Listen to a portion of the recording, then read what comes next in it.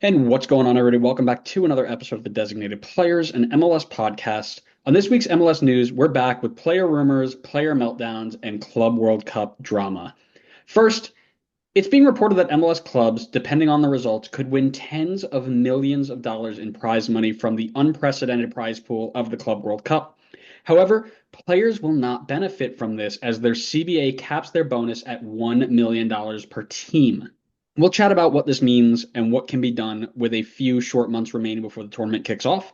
Then, after Charlotte FC failed to pick up points against streaking, while still generally poor New England Revolution, designated player star Wilfried Zaha took to Snapchat of all places to voice his frustrations over being the focus of the problems on the day. We'll dive into a discussion on how players should approach being the big names in MLS. And finally, while we hinted at DC United might be on the lookout for a big name DP named Kevin De Bruyne, that will not come to fruition. However, another name has popped up in the form of Paul Pogba. We will give our thoughts on his fits in DC and if it makes sense to even go after him. I'm Andrew, that's Connor, and this is this week's MLS News. How are we? I'm glad to see your little shrine going on back there to the Red Bull. The Red How Bull. much are they Yeah, paying you for that one? not enough. I'm still waiting for my check. But apparently, but I mean, it's not anything more than we get for being MLS fans. Because as you know, according to the very intelligent people on Twitter, we get paid to be MLS fans. That's the only way that we have fans is MLS pays us. So, I mean, you know what the check looks like. I know what the check looks like.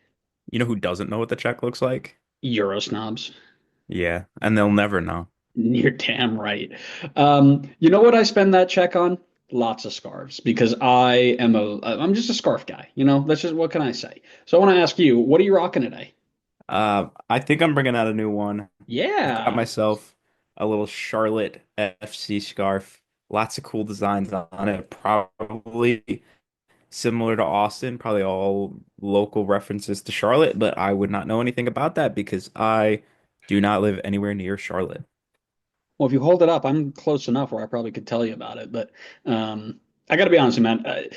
I'm proud. Like I have this proud feeling that your scarf game has taken another jump up because it was pretty mid before this year, and now you have come up with some really really nice ones, and I'm proud of you. Listen, my scarf game outside of season like 1 through 3 or 1 and 2 was fine. It was perfectly fine. My It was scarf just the game for first like season. half of it. Yeah, I mean my scarf game for half of the podcast history was one scarf. So I'm not gonna boast about that period. Oh man. Well, we've got some of the scarves up on the wall. We've got another. I think I'm gonna do three rows going this way of just layered, kind of like it was in Alfred. Um, but the rest of them are on the floor actually behind me, so they're not up just yet. But what I have done, because I won't touch a DC United scarf, I have morals and I've got limits to where I'll go. But I will break out Juventus, which is the club Paul Pogba got let go from. I guess you can put it that way. Let go um, after his doping ban, which is just layers on the cake for what we're going to dive into. But I do want to start with the Club World Cup first. It is the closest tournament we have coming up outside of U.S. Open Cup this week, of course. Let's chat about Club World Cup. Let's also first, before we do that, give a shout out to Paul Tenorio. His brilliant reporting on the story gives us this talking point. So shout out, Paul. Because when FIFA announced the over $1 billion prize pool for the Club World Cup, which is an unprecedented amount of money for a club football tournament, all the teams are going to benefit. Let's just for existing in this tournament, you're getting paid $10 million dollars just for playing in the game, which is why Leon is pissed because they are now missing out on lots of money. Um, every time you win a game, you get an extra $2 million. Every time you draw a game, you get an extra million. You get out of the group, here's another $7.5 million. I mean, we're talking if you win two games and maybe draw the one to get out of the group. Let's say you're Inter Miami, who's probably got the best chance. You're getting paid the amount of money that Atlanta just spent on record signing Emmanuel Latela for 3 games. That's insane, right? Here's the problem: MLS and MLSPA's bargaining agreement, the CBA, limits the amount of money that a player can receive to $1 million. And what that means is not per player. It means every club can give bonuses up to $1 million to all of their players. So if a roster is maxed out to 30, which is the limit, Every player is going to get $33,000, and then that's it. No matter what else is won, it goes to the club. This is obviously a problem. Like I don't think anybody can spin this being like, yes, this is not a problem. You're crazy if you think this is bad, right? But I do want There's to, probably a few people at the top that would spin it that way. yeah, let's say, yeah, maybe Robert Kraft and Arthur Blank are like, this is fantastic. Um, just wanted to get your thoughts, right? The MLSPA and MLS have not made any compromise yet, or have not even made a start to a compromise. But I kind of want to get your thoughts on the situation and how you would address this. It's one that so it's a tough situation, but it's a clear answer on what it should be. And Hmm. the clear answer is that there should be some kind of workaround to get people proper bonuses outside of this cap in the CBA because I think, correct me if I'm wrong, the CBA was made years ago, and it's Hmm. been in this current cycle CBA where when they made it years ago, there was not nearly this much money in the Club World Cup pool. So like this is an unforeseen circumstance that like completely changes everything regarding that CBA that was originally agreed upon. But I feel like they have to find some way to kind of get a workaround on this to properly give a payout so that it's not like, like you said, 30 people on the team getting 33,000 and the rest of it is all going into the owner's pocket. Like that's definitely not fair. So I don't know what the workaround is. I feel like it would be quite complicated and more of a legality issue to figure out what that workaround is, but I feel like they got to come up with something. I mean, I think it just at least for the sake of the players, I think they got to do something to make it work where you can give out some kind of bonus. Yeah, yeah, well, obviously, right? That's what I got. I have two different I have two different outcomes here because I agree with you that not only is it going to be legally tough, but just in the time period, right? You're not going to change an entire CBA in a month and a half. Just not happening, right? Which is a shame. But I see two ways that you can go about this. And one of the ways that I thought about it was that these clubs can earmark money, right? Okay, I'm getting $10 million just for breathing the same air as other teams in the Club World Cup. I'm putting $3 million aside, and every year we're going to get $33,000 to these 30 players, and it'll be a $1 million bonus over, or $100,000 bonus over the course of 3 years, which is still ridiculously low, but just for ease of numbers sake, right? 33 times three. But that comes with its own issues, right? First, if a player leaves early, right, how are you getting them that money, right? You can't put it in a contract because it breaks the CBA. So therefore, is it even legal to do that? That's not. I'm not a lawyer. I'm not going to figure that out. But also, there's this sidebar that the bonus structure, right? The $1 million cap bonus includes MLS Cup. It includes U.S. Open Cup. It includes Leagues Cup. It includes place of regular season finish. Like all of that is included. So if you max out your bonus on Club World Cup and you go and make a semifinal run to the Leagues Cup, well, you're missing out on that money too. So how do you work all that stuff in? It is a question for somebody just a little bit smarter than I am because I am brilliant, but not in this sort of context. So, do you think that's something they can do? I would be optimistically, I want to say yes, but I feel like it's a very easy get out for the league and the owners to just be like, it's like our hands are tied. It's in the CBA. Like there's nothing we can do. Sorry, we're just gonna have to pocket this money, and we'll throw you an extravagant pizza party to make up for it or something like that. But Two I, whole slices, two. yeah, everybody gets two slices. I am a bit worried that that could definitely be the case, but at the very least, I mean, I would hope maybe. I don't know. At the same time too, because if they were able to kind of amend and make a new CBA in like the short period of time, then it's like, well, why haven't you done this earlier? Because you're long overdue to fix the CBA anyway. So it's like, okay, so you could have done this the entire time and you didn't. And now the question becomes, why didn't you do something about the CBA earlier? So I feel like they're not going to do anything about it, but optimistically, I'd like there to be something done about it. You straddle that fence, buddy. Good job. No, Um, for I mean, me, my answer and what I want is like it's steady. Like I know like what the answer should be. I just don't think that they're gonna really do it. yeah. Well, and here's the thing with that idea. If it was New England, Atlanta, and what other old owner is there? maybe LA Galaxy. Those three who have been in the league, or Dallas, right? Dallas with the Hunts. They're like, yeah, no shot. We're keeping this money because we're the old guys who are holding the league back anyway. Straight into And the Patriots. yeah, right. Brady wants how many other boats? Here you go, buddy. Um, but because it's Miami who's been pushing for this league to move forward for a while, because it's Seattle who is coming from NASL days and USL days and kind of worked their way up, and because it's possibly LAFC, it makes me feel like maybe this idea, like, oh, we'll just set some aside and keep giving it to you, on the side. It doesn't feel legal because I know it's not legal, but it feels like there's more of a chance for them to do a workaround than if it was Robert Kraft and his buddies, is kind of what I'm going with there. What I will Yeah, say, I think so. go ahead. No, I was just agreeing. Naturally. What I will say is that there is one other benefit that I do see coming out of this, and that it's going kind of like you were alluding to, is I think it's going to get the PA and MLS in general into the room to talk CBA again earlier than, because it's supposed to expire in 2028. It was ratified in 21, and because it was redone over COVID, and it went 7 years to the end of 2028. I think, and I'll explain why I'm excited about this in a second, but I don't think things are getting done before the tournament. You're not getting a 6 week CBA done, and you're also not getting it done if it's only two or three teams impacted by this, right? It's not like you got 18 teams who are missing out on all this money. It's minimum two, possibly three. However, I think this situation was always going to come up sooner rather than later, right? As the league grew, as it competed in more tournaments. I mean, we've been talking about going to Libertadores forever. We've been talking about doing, this Leagues Cup thing for. We've been talking about it, talking about it, talking about it. This was eventually going to happen. Likewise, we've also been talking and talking and talking and talking about roster rule changes and schedule changes and salary cap changes, all leading up to the 2026 World Cup. Well, now we have this situation where it's like, okay, we really should get in the room and talk CBA about these bonuses, right?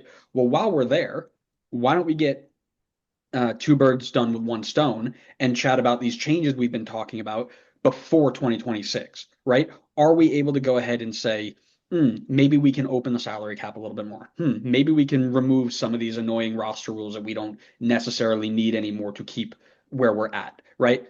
Maybe we can go in and say, oh, I don't know, change the bonuses, right? And the scheduled thing was also on the list, right? So you can get in the room and hash all this out because this has happened. Like, okay, clearly something isn't working. We want to talk about it again. Let's get in the room and see what we can knock out. Because at the end of the day, these salary changes and the roster rules and all this stuff with 2026 coming up, with USL making all these changes, MLS has to be feeling some sort of pressure. I think they have to be. And if they're not, I think it's silly if they're not. But maybe they're looking now to say, okay, let's use this as the excuse to make these changes. Because part of me thinks it was like, okay, we have all of these ideas on place, but you've got the crafts and the blanks of the world who are like, oh, CBA is until 28. We're sitting on our hands and not doing anything about it. Well, now maybe they're forced to make a decision and say, okay, we have to deal with this. Now let's talk about pre 2026 as well. Maybe something else happens on top of these changes. I mean, I feel like they definitely need to have a discussion before 2028 because I think if you're talking about the bonus pool still being or the bonus structure still being the same way 3 years from now, that's crazy. I mean, the league has grown exponentially. So like I don't know if they could have necessarily predicted that. And like you said, this is a small situation involving two or three teams. So it's not necessarily a league-wide problem, but I still feel like it's hopefully enough of a call to kind of get them in the room and discussing at an earlier point from 2028. I mean, I think the World Cup is also another draw to kind of get in the room earlier and have that discussion. But I mean, I think the changes are needed. I mean, we've talked at length about the financial changes that we think that they should be making. So any opportunity for them to possibly have the discussion earlier, I think I could speak for both of us in saying that we're on board with that. Yeah. And what happens if somebody who's listening to us for the first time and they haven't seen us talk about that? What should they do? I mean, if they can go find it in the 300 episodes, I will be impressed. But I it's mean, out there somewhere. it's out there. And we posted clips, and I'm sure you've seen us on TikTok. I mean, we're massive on TikTok. We're at 525 followers now. Gosh.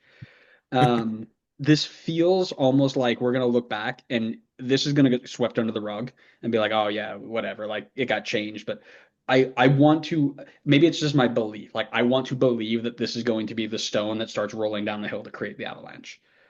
I'll very happily be told that I'm crazy, but I'm an optimist. What can I say? I mean, I'm hopeful for that too. Yeah. Well, there are some other people that are relatively hopeful, and it's one Wilfried Zaha who's hopeful that people stop putting him under pressure for underperforming as a designated player. Because I thought this story was really interesting, and I thought we needed to talk about it. So, in week 10, because I think this is coming out after week 11, so two game weeks ago, Charlotte dropped all 3 points at home to New England's side, who is struggling to perform. Right? They've beaten Red Bull, but who hasn't beaten Red Bull? Did they picked up a point or two against Atlanta as well, probably because Atlanta's bad. But then Yeah, they they beat go, Atlanta. yeah, then they go into Charlotte and run them off the pitch, basically. And during the game, Zaha was a ghost, and he spent almost as much time arguing with the New England bench than he did attacking the New England goal. And after the match, he was called out for his lack of performance, and he took to Snapchat, which is my favorite part about this, by the way. Like, not on Twitter, not on Instagram. He went to Snapchat and posted a story and said this. Typical. We lost a game, and somehow it's Zaha's fault. I dribble and I'm selfish. I keep it simple. I'm not doing what I'm paid to do. I shoot. I should have passed. I pass. I should have finished. Adjusting to a year out of not playing properly, only training fully for maybe 3 weeks because of a newborn, and playing on turf for the first time ever. I usually don't reply to this. I'm going to use the word stuff, but I'm not a scapegoat for people to waffle about in at clubs anymore. It got a little British here at the end. Zaha this and Zaha that, but we had the best start ever and been first in the league. So please stop chapping, especially my name. I don't know if you saw this. I feel like I might have sent it to you. I can't remember, but your Yeah, thoughts. I saw it. Yeah, your thoughts. I think there's my instinct is to want to kind of take the fence straddler's position on this one. Because I feel like he probably has some fair points in there. I mean, it is very early in the season, very early into his MLS career. The team is still doing very well, and are in a position to compete for Supporter Shield and Cup and all that stuff still, despite the fact that he's had this slow start. Um, but I definitely think that, there's probably some building frustration from the fans when your star player that's been marketed as this big signing, this is a team that's been sniffing around bringing in a big name for a while now. I mean, they were rumored with people prior to Zaha coming in, other big names. Be stoked, England, and I think they had high expectations for him. He definitely hasn't hit that so far. And so they're probably getting some frustration. And then, when you're talking about stuff like yelling at the opposing bench and not really putting in 100% or seemingly not putting in 100% effort on the field, I think fans are going to start to get frustrated, especially because there's some element of like we are doing so well and you're not like imagine what we could be doing if you were performing well, performing at your best. It's like we could be at the top of the league right now and just running away with it already. So it's kind of can see it from both ways a little bit. I mean, I think I can almost assure you that there's people who have definitely taken things way too far and have given out like ridiculous criticisms and have been just flat out like I can't think of the right word, just like way too over the top with anything regarding him so far. But I think there's like some building frustration already with the fan base. So probably not off to a great start between the relationship between the star player and the fans. No, I agree, and this is why it's kind of wild to me and why I wanted to talk about it because I never once saw anybody come out and be like Zaha is blowing us for us. Like, why is he here? Like, I don't think there was any bit of criticism that was like over the top. Like I was even scrolling through Twitter to be like, oh, did I miss something? Did I like just not see it? And even like Charlotte Soccer Show, who is kind of like one of the bigger Charlotte pods out there, was like posted a whole video was like, who's giving him criticism? Because we're all happy with you. Like we're happy you're here and doing well. I don't know who you're complaining about. The MLS 360 crew called him out for being a bit insecure when he starts fighting with coaches and refs and even the fans in the stadium who are calling for him to be better. And that's fair, right? Like if you're on the field getting paid millions of dollars and you have to turn around and try and defend yourself after you make a mistake, I think that's fair to call him insecure. At the end of the day, if you're being paid designated player money, you're the focus of the team. You are expected to perform at a higher level than anybody else. And if you don't, people are going to call you on. That being said, I do want to take this broader away from just Zaha himself and be, ask you, how do you think, or do you think MLSDP should take on more expectation and even more, for lack of a better term, more shtick from fans and pundits and such than just the regular average Joe player? I think it's going to depend on the fan base, really. I think there should definitely be higher expectations and more weight on on their performances, because you're not only the big signing, this is where the club is spending most of their money. Like you're very limited in how many of these like quote unquote big signings you can bring in. So I think that definitely plays a factor into it as well, because you only got three of theoretically you only got three of these guys on your team. So like it's really important that you hit on them, especially in this like market of MLS. So I definitely think the expectations are very high. It's a player that comes in with a big reputation as well, especially because of how much the game has grown here in the US, primarily like the Premier League, and that's kind of where he made his name. So a lot of people know him.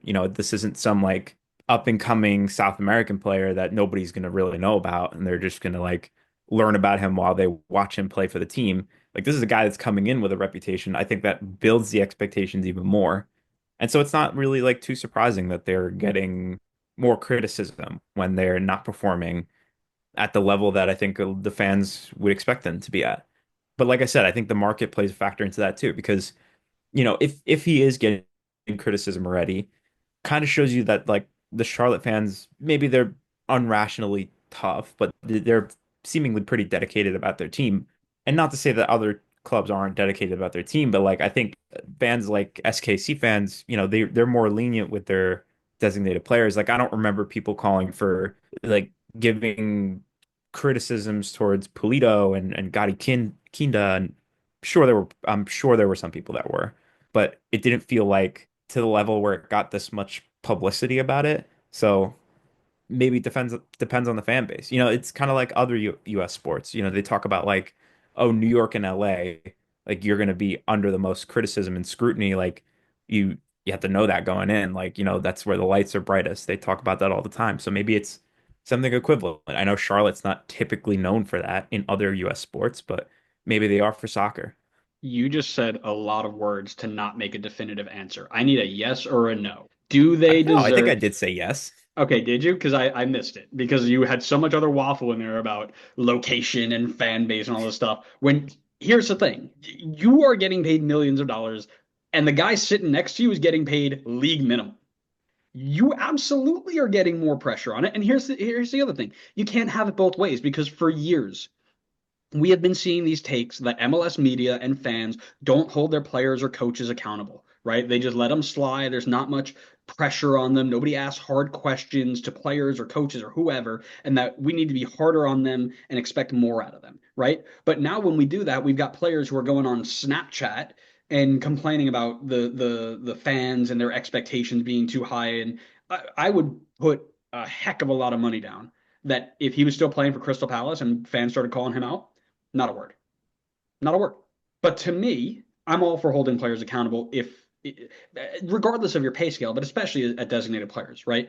As long as you don't cross the line, which I don't think this is, like we were just talking about, I don't think anybody has gone over and like threatened him or anything like that, which of course is over the line that we are not condoning.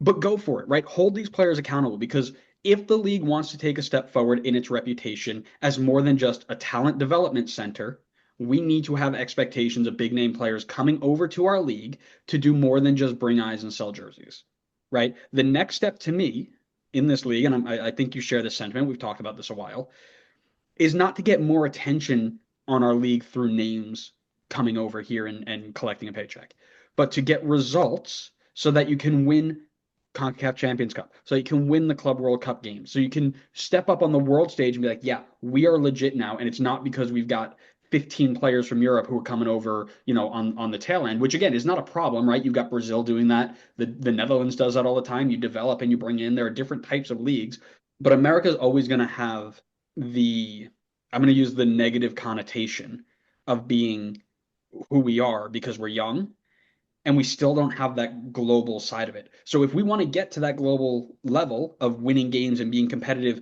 like teams from the Brasileiro or teams from the Netherlands or teams from Europe, we need to win those games. And to win those games, you need to hold these players accountable. So I'm all for it. I don't know. I mean, Of I don't course you think don't know. people in That's Europe on one side of the fence. You need to be on both sides. Of course you don't know.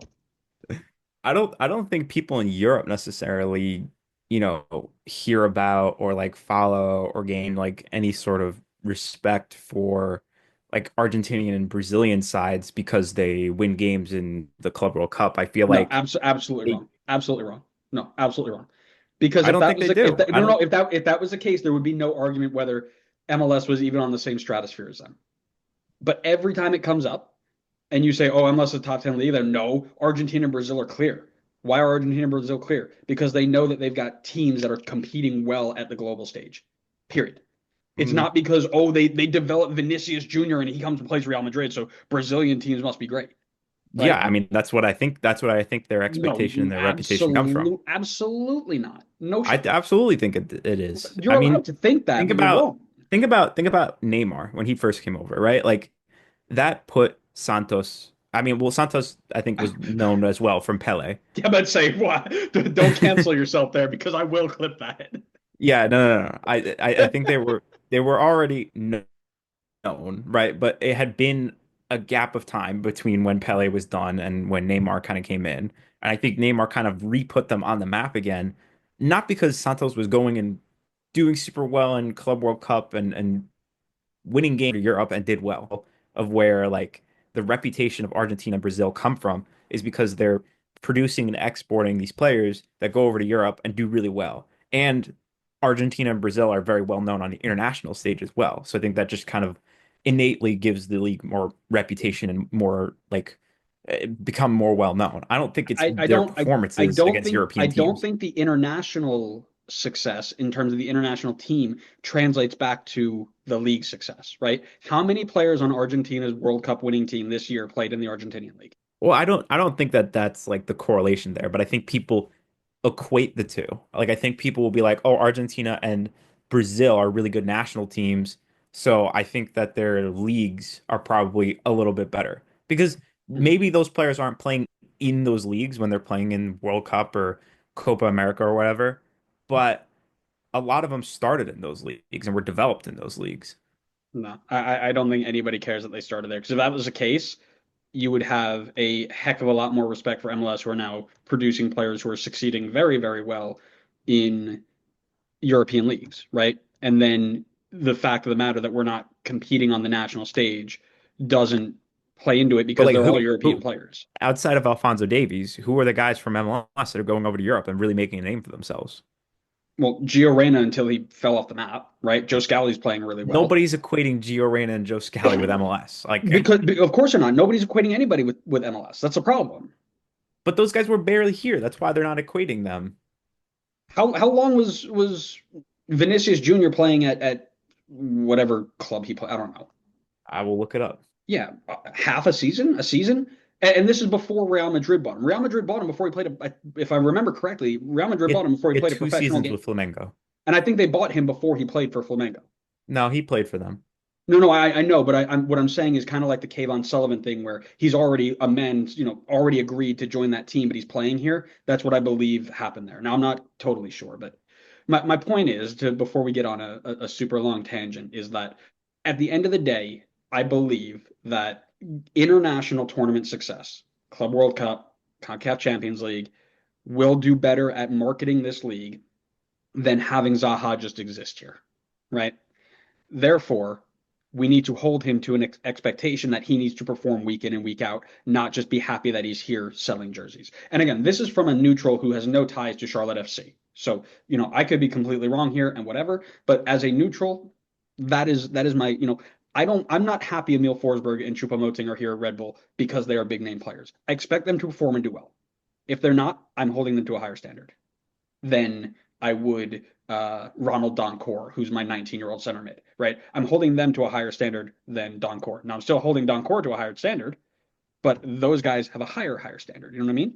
I agree that I think having Zaha here and doing well is more important than just having Zaha here. But I think if we're talking about the most beneficial way to kind of build the reputation of the league, I think at this moment, at the stage that MLS is at right now, it is through selling players and having them be successful in Europe. And players that actually have like spent time here, not Joe Scally who played 70 minutes for NYC and Gio Reyna who was just in the academy. I think we're seeing two different things here because I don't think your thing correlates to my thing. Well, I mean, you're But talking about Zaha, like Charlotte doing well in the Club World Cup because that would be good for no, the no. league. So let me circle this back here. My thing is, do we hold players at a higher level to get to win games, or are we happy with them just being here? You're saying we need to produce more players. I think they're two correct statements, but just on different like different rails, right? I think both need to be true for us to be successful. I think that's where we can come and say agree. Yeah, I mean, I would agree with your statement that they have to come here and do well outside of like a handful of players who can come here and do whatever they want because their name is just so big that it's like Messi, right? Like if Messi came here and laid an egg and did nothing, I mean, obviously he's not, he's tearing the league apart, but like if he came over here and just laid an egg, like it doesn't matter. The eyes that he brings with him is worth the price alone. Yep. Are you feeling overwhelmed by life's challenges? At Salt River Therapy, their therapists provide you with a safe, affirming space to heal and to grow. Salt River Therapy's boutique practice offers compassionate, quality therapy for individuals and couples, both in person in Brooklyn and virtually throughout New York and New Jersey. They specialize in anxiety, grief, low self-esteem, identity issues, trauma, relationship challenges, and more. They accept most New York Aetna plans and have sliding scale rates available. Are you ready to prioritize your mental health? Schedule a free consultation today at saltrivertherapy.com. That's SaltRivertherapy.com and let them support you on your journey to better well being. And again, we've had that conversation, but I'm glad we can come down to it because this next topic that we're going to talk about kind of ties into that, right? And it's Paul Pogba to DC, right? And we, we'll tie it in here. But if Paul Pogba came to DC and did nothing, it doesn't bring more positive eyes to the league. It brings negative eyes to the league. Whereas if Paul Pogba came to DC and helped them win MLS Cup and Supporter Shield, and then go on and win Club World Cup and CONCACAF Champions Cup and all these other cups, then it's seen as a good move, I think. But let's not go down that road because right now we're talking about the idea that Paul Pogba might be DC's big DP signing. Now it's really early in the process, but DC owns its discovery rights and they've opened preliminary talks. Now recent reports as of 24 hours ago suggest that he is leaning towards staying in Europe or Saudi Arabia to try and get back into the French national team because he wants to still play for there, and Didier Deschamps has not closed that out.